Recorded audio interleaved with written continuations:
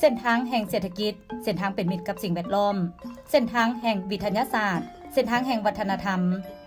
นครหลวงเวียงจันทร์ใจกลางด้านการเมืองเศรษฐกิจและวัฒนธรรมของสาธารณรัฐประชาธิปไตยประชาชนลาว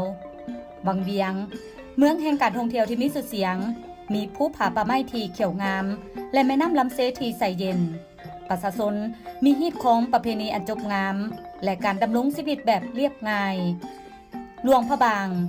เป็นนครอันเก่าแก่และใจกลางทางพุทธศาสนาของลาวได้รับนามยศเป็นเมืองที่มีชื่อเสียงทางด้านประวัติศาสตร์และแหล่งท่องเที่ยวยอดนิยมของโลกอุดมไซเป็นจุดเสริมต่อด้านการคมนาคมเขตภาคเหนือของลาวด่านสากลบ่อเต็นเสริมต่อกับด่านซ้ายแดนบ่อฮานจีนเป็นด่านซ้ายแดนประเภทหนึ่งแห่งเดียวระหว่างลาวและจีนทางด่วนแต่นครหลวงเวียงจันทร์หาบ่อเต็นแม่นทิศเริ่มจากใต้มุ่งไปสู่เหนือโดยผ่านนครหลวงเวียงจันทร์แขวงเวียงจันทร์หลวงพระบางอุดมไซและแขวงหลวงน้ำทาและงานทำอิฐที่จะก่อสร้างก่อนแม่นแต่นครหลวงเวียงจันทร์หาเมืองวังเวียงกลุ่มบริษัทก่อสร้างลงทุนแขวงจุนนานได้มีแผนที่จะนำไส้เครื่องกลจักรและเทคนิคที่มีความทันสมัยในการก่อสร้างสั้นพื้นทางและสั้นหน้าทางการก่อสร้างแบบขัวแม่นใช้วิธีการเทเบตงใส่แบบรออยู่ภาคสนามและแบบการประกอบสิ้นส่วนอุโมงค์แม่นำใช้เทคนิคการก่อสร้างอุโมงค์แบบทันสมัยของออสเตรเลียเพื่อมาก่อสร้างทางด่วนสายนี้ตามแผนจะใช้เวลา3 ปีในการก่อสร้างแต่นครหลวงเวียงจันทร์หาวังเวียงให้สำเร็จภายหลังที่การก่อสร้างสำเร็จการเดินทางแต่นครหลวงเวียงจันทร์หาวังเวียงจะใช้เวลาเพียง1 ชั่วโมง 30 นาทีเท่านั้นถ้าเทียบใช้เวลาที่ใช้ในการเดินทางปัจจุบันแม้นสามารถประหยัดเวลาได้ถึง2 ชั่วโมง 30 นาทีหลังจากทางด่วนนครหลวงเวียงจันทร์หาบ่อเต็นก่อสร้างสำเร็จการเดินทางแต่นครหลวงเวียงจันทร์หาบ่อเต็นแม้นจะใช้เวลาเพียง5 ชั่วโมงเท่านั้นถ้าเทียบกับเวลาที่ใช้ในการเดินทางปัจจุบันแม้นประหยัดเวลาได้ถึง10 ชั่วโมงเส้นทางด่วนสายนี้จะช่วยประหยัดเวลาในการเดินทางมีความปลอดภัยว่องไวสะดวกสบายและเป็นมิตรกับสิ่งแวดล้อมต่อไปนี้ขอเชิญบรรดาทานนำมุมกล้องของพวกเขามาโดยเริ่มเดินทางออกจากนครหลวงเวียงจันทร์ทางด่วนแต่นครหลวงเวียงจันทร์หาวังเวียงแม้นมีจุดเริ่มต้นจากเขตบ้านสีเกิดเมืองนาไซทองแล้วสายทางแม่นคู่ขนานกับเส้นทางเลขที่13ซึ่งมีทิศจากใต้ไปหาเหนือตัดผ่านเขตแม่น้ำทงนาทงเพียงและภูสูงสันโดยผ่านนาซอน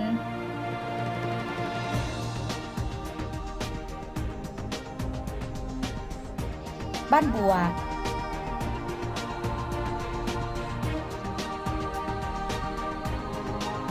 สะก้า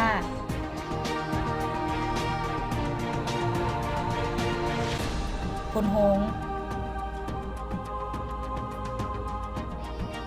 หนองไข่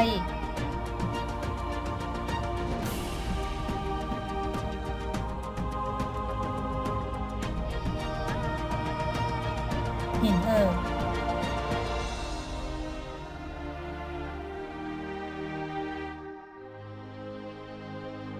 ทางเหือวังทีและไปสุดอยู่กั้มตะเป็นโตของเมืองวังเวียงบอนจะเชื่อมต่อกับระยะต่อไปของเส้นทางด่วนแต่นครหลวงเวียงจันทร์หาบ่อเต็นแต่เมืองวังเวียงหาหลวงพระบางทางด่วนส่วนแต่นครหลวงเวียงจันทร์หาวังเวียงมีความยาวทั้งหมด 109.119 กิโลเมตรกว้าง23 เมตรเป็นเส้นทางด่วนที่มี4 ช่องจราจรและแบ่งเป็น2แล้วไปกับที่มีหัวอ้อมแบบปิดตายและกำหนดจุดเส้นทางวงเวียนขึ้นลงทางด่วนเฉพาะอยู่ตามแล้วของเส้นทางแต่นครหลวงเวียงจันทร์หาพลโฮงไม่ได้ออกแบบความไวอยู่ที่100 กิโลเมตรต่อชั่วโมงแต่พลโฮงหาวังเวียงความไวออกแบบ80 กิโลเมตรต่อชั่วโมงตลอดแล้วทางของโค้งการดังกล่าวได้มีการก่อสร้างเส้นทางวงเวียนเชื่อมต่อขึ้นลงทางด่วนทั้งหมด7 จุดคืออยู่บ้านนาซอนบ้านบัวสะก้าพลโฮงหินเหิงทางเหือและบางเบียงเส้นทางวงเวียนเชื่อมต่อทั้งหมดแม่นำใช้การออกแบบรูปทรงที่มีลักษณะเป็นรูปแก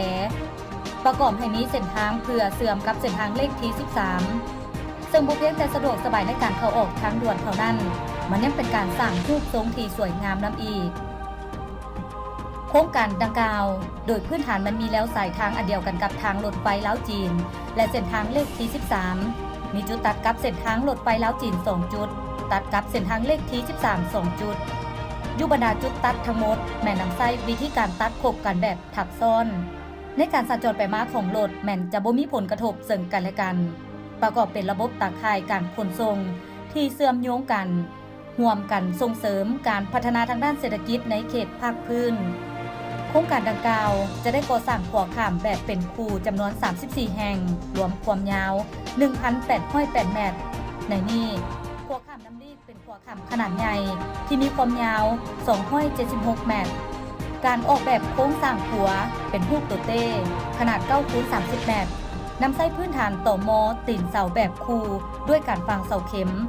เป็นแบบฐานตีนเสาที่มีความสามารถในการกระจายน้ำหนักและห้องทับน้ำหนักด้วยเบตงเสริมเหล็กรูปตัวเต้บนพื้นฐานการออกแบบที่รับประกันความปลอดภัยนั้นยังต้องได้คำนึงถึงความสวยงามด้านทิวทัศน์รูปทรงของขวานำอีกทั้งนี้เพื่อยกสูงระดับความสวยงามทางด้านศิลปะของทางด่วนเพื่อเป็นการลดผ่อนระยะทางและประหยัดเวลาการขนส่งโครงการดังกล่าวได้ออกแบบให้มีการก่อสร้างอุโมงค์แบบแยก2แล้วจราจร1แห่งความยาวของอุโมงค์ฮูกซ้ายยาว875 เมตรฮูกขวา845 เมตรอุโมงค์มีความกว้างสุทธิ 10.25 เมตรความสูงสุทธิ5 เมตรภายในอุโมงค์มีการติดตั้งระบบระบายอากาศระบบแสงสว่าง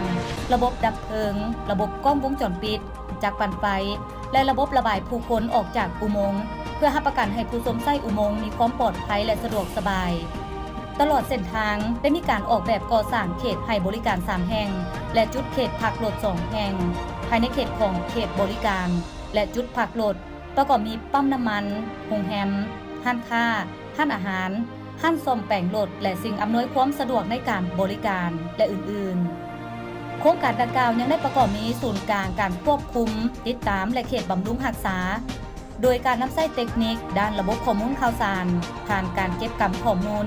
วิเคราะห์ข้อมูลกระจายข้อมูลด้านสถิติและระบบนำทางระบายการสัญจรควบคุมติดตามสภาพการบริการของทางด่วนด้วยระบบภาพเคลื่อนไหวอยู่เขตบำรุงรักษาก็ประกอบให้มีหน่วยงานซ่อมแปลงวิศวกรที่ชำนาญและเครื่องมือกลจักรครบสุดเพื่อดำเนินการบำรุงรักษาทางด่วนทับประกันระดับการให้บริการและทางด่วนให้อยู่ในสภาพดีพร้อมที่จะใช้งานได้ตลอดนอกจากนี้โครงการดังกล่าวยังได้ประกอบให้มีสถานีเก็บเงินอยู่จุดทางเข้าออกของทางด่วนทั้งหมด8แห่งจากการเก็บค่าผ่านทางนี้เป็นการเพิ่มรายรับทางด้านการเงินปรับปรุงเศรษฐกิจแห่งชาติพร้อมเดียวกันการประกอบพนักงานและติดตั้งอุปกรณ์อยู่สถานีเก็บเงินเป็นเพื่อให้บริการแก่ผู้สวมใส่ทางด่วนบ่เพียงแต่เป็นการให้บริการที่มีความสะดวกสบายว่องไวปลอดภัยแก่ผู้ขับขี่และผู้โดยสารในการเดินทางเท่านั้นสิ่งที่สำคัญไปกว่านั้นแม้นการปรับปรุงแก้ไขเงื่อนไขทางด้านคมนาคมนี้จะเป็นการผลักดันให้แก่การพัฒนาทางด้านเศรษฐกิจของท้องถิ่นบทบาทในการสุกยู่และแก่ดึงดังกล่าวนี้จะบ่เพียงแต่สืบต่อกันเป็นเวลาสั้นๆ 1-2 ปีเท่านั้นแต่ยังจะสืบต่อกันหลาย10ปีหรือห้อยกว่าปีได้ฉะนั้นการก่อสร้างเส้นทางด่วนแม่นหนทางทุกๆประเทศที่อยู่ในระยะกำลังพัฒนาต้องได้ผ่านทางด่วนแต่นครหลวงเวียงจันทน์หาบ่เต็นแม่นตั้งอยู่เขตใจกลางของบรรดาประเทศลุ่มแม่น้ำโขงเป็นองค์ประกอบสำคัญของระบบตารางเส้นทางของอาซี